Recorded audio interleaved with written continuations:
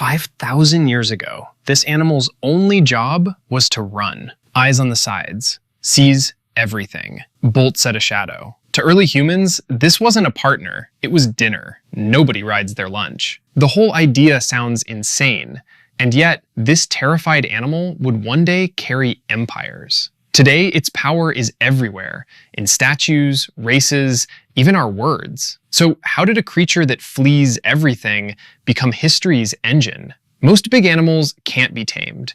Zebras just bite and never stop. The answer isn't that horses were brave. It's the opposite. And it begins with people just trying to survive winter. Meet the steppe people. Endless grass, the lower Volga, long ago. The steppe is brutal. In winter, snow buries every blade of grass. Cattle and sheep starve. Someone has to cut and haul their food. But horses? Horses paw through the snow and feed themselves. A horse herd is a larder that survives winter.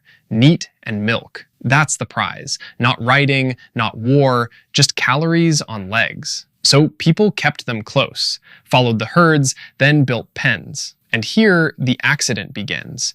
You keep the ones that let you. Picture the pen, a dozen wild horses, most of them pure panic. But in every herd, a few are calmer, bolder, less explosive. The violent ones are too dangerous. They get eaten first. The calm ones stay. They breed. Their foals are calmer too. Nobody designed this. They just kept the easy ones and ate the rest. Generation by generation, the whole herd quietly grows tamer. Same trick that made dogs and cats. Self-interest, not a plan. Then someone meets a horse calm enough to lean on, then sit on. Riding wasn't the goal. It was a side effect of staying alive. The prey animal had been bred into something that lets us ride. The most world-changing tech ever started as winter groceries. And we can actually prove all of this, hidden in the DNA. In 2021, scientists read ancient horse genomes across all of Eurasia. Every horse alive traces to one place, the Western steppe, 2200 BC. 4,000 years ago, that one line explodes across the world. The genes under hardest selection, one reshaped the back, for carrying. The other controlled fear and mood, for being calm and rideable. The DNA is a fingerprint of the accident, calm and able to carry. There's even a false start. The bowtie people milked horses earlier, but that line led nowhere, only to today's wild Przewalski horse. Once horses were tame, something brand new entered the world, speed. Around 2000 BC, the steppe invents it, the spoke-wheeled chariot. The chariot becomes the tank of the Bronze Age. Empires clash.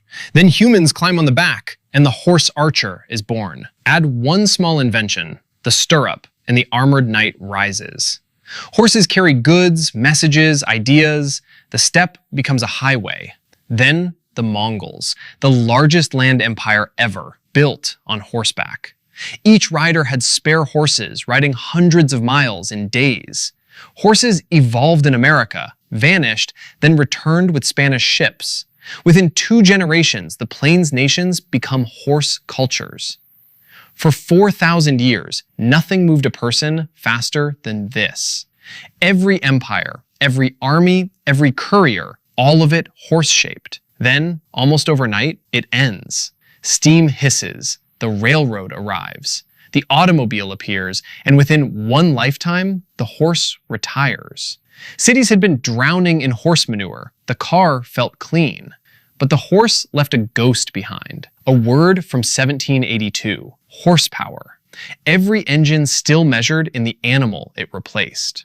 So picture that terrified animal on the dusk steppe again. It never wanted any of this. It only wanted to survive. A creature built to run away became what carried us forward. Fear, to calm, to trust, to power. That was the journey. The horse never conquered the world. It carried the ones who did.